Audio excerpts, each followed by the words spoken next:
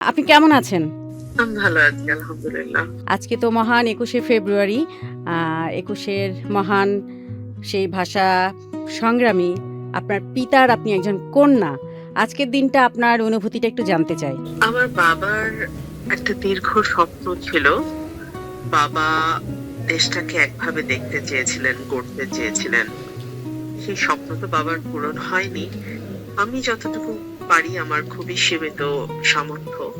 সেটা দিয়ে যতটুকু পারি আমি বাবা যেরকম দেশ চেয়েছিলেন আ সেরকম একটা দেশ করবার আমার যতটুকু সাধ্য আমি আমার সাধ্যটুকু দিয়ে চেষ্টা করব। আপনি তো আপনার এলাকায় রয়েছেন। আমি এলাকায় আছি। আচ্ছা, গতকালকে ২১এর ১ম প্রহরে ফুল দেওয়ার সময় আসলে আপনি কি ধরনের বাধার সম্মুখীন হলেন এবং এটা আসলে কেমনটা ঘটেছিল? কি ঘটেছিল আসলে? আমি আমার প্রায় ৩-৪০০ নেতাকর্মী সহ আমি শহীদ মিনারে ফুল দিতে যাই। আমি সেখানে ১১:৫০ পৌঁছাই। আমার নেতাকর্মীরা আমাকে ঘিরে দাঁড়িয়েছিল। হঠাৎ ১২টা বাজার সাথে সাথে যখন আমি বেদিতে উঠছি, স্যান্ডেলটা খুলে বেদিতে পা রাখলাম, হঠাৎ বিএনপির জেলা কমিটির সদস্য এবং বিএনপির সরাইল উপজেলার সাবেক সাধারণ সম্পাদকের নেতৃত্বে একদল লোক হুড়মুড় করে ঢুকে পড়ে, আমার লোকদেরকে ওখানেই মারধর করে, ফেলে দেয়। আমার ফুল পড়ে যায়, ভেঙে যায়, ছিঁড়ে যায় ফুলের ইয়েটা, মানে শ্রদ্ধা নিবেদনের যে তোড়াটা ছিল সেটা ভেঙে যায়, পড়ে যায়। এবং আমার কাছে মনে হচ্ছে এটাই বাংলাদেশের এখনকার চিত্র। এবং আমি চাইলে, ওখানে আমার প্রায় ৪-৫০০ নেতাকর্মী ছিল, আমি চাইলে এটার একটা ভয়াবহ জবাব ওখানেই দিতে পারতাম।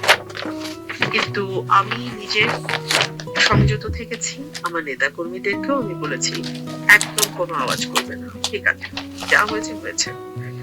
এবং আমার নেতাকর্মীরাও তাদের সর্বোচ্চ ধৈর্যের পরিচয় দিয়েছে। আমি এটুকুই বলবো। আচ্ছা, মানে গতকালকে আপনি একজন আহ, সরাসরি ভাষা আন্দোলনের সাথে জড়িত ছিলেন, সেই তুখোড় ছাত্রনেতা রাজনীতিক, তার সন্তান হয়ে আপনি শহীদ মিনারে ফুল দিতে পারলেন না। এই বেদনাটা আপনি আসলে মানে শুধু অভিযোগ হিসেবেই বলবেন নাকি আর অন্য কোনোভাবে আপনি এটা ব্যক্ত করতে পারেন? বাংলাদেশের রাজনীতিটা যদি আপনি দেখেন, এখানে ইতিহাসের চর্চা বলতে কিছু নাই। যখন যেই দল ক্ষমতায় আসে ইতিহাসটা পুরোপুরি তাদের কবজায় চলে যায়। সুতরাং ভাষা আন্দোলনের প্রকৃত ইতিহাসটাও কিন্তু আমরা আমাদের আহ প্রজন্মকে জানাতে পারি নাই।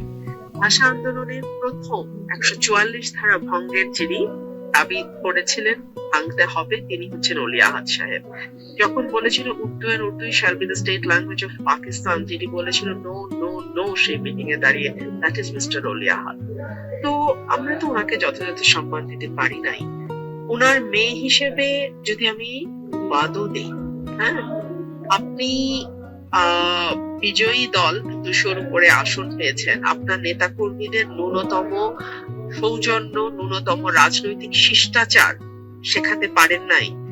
আপনারা কিভাবে আসলে দেশটাকে চালাবেন? এবং এত ভঙ্গুর অবস্থায় আছে দেশ, এত বিভেদ, এত বিভাজন, এর মধ্যে সরকারি দল যদি মব তৈরি করার কালচার তৈরি করে, এবং এখন পর্যন্ত ১২ ঘন্টার উপরে পার হয়েছে, প্রায় ২০ ঘন্টার কাছাকাছি, এখন পর্যন্ত তো দলগতভাবে কোনো কাউকে সাবধান করা হয়েছে বলে আমার জানা নাই।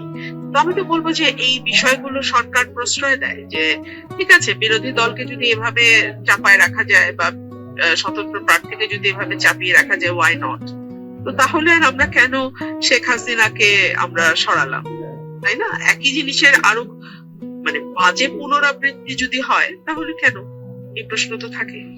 আচ্ছা, আপনি তো স্বরাষ্ট্রমন্ত্রীর কথা বলছেন, তিনি তো মবের বিরুদ্ধে সোচ্চার থাকার কথাই বলেছিলেন। সেই প্রেক্ষিতে আপনার প্রত্যাশা মতো এখনো ২০ ঘন্টা পার হয়ে গেছে, কিন্তু আপনি কোনো প্রতিকার পাননি।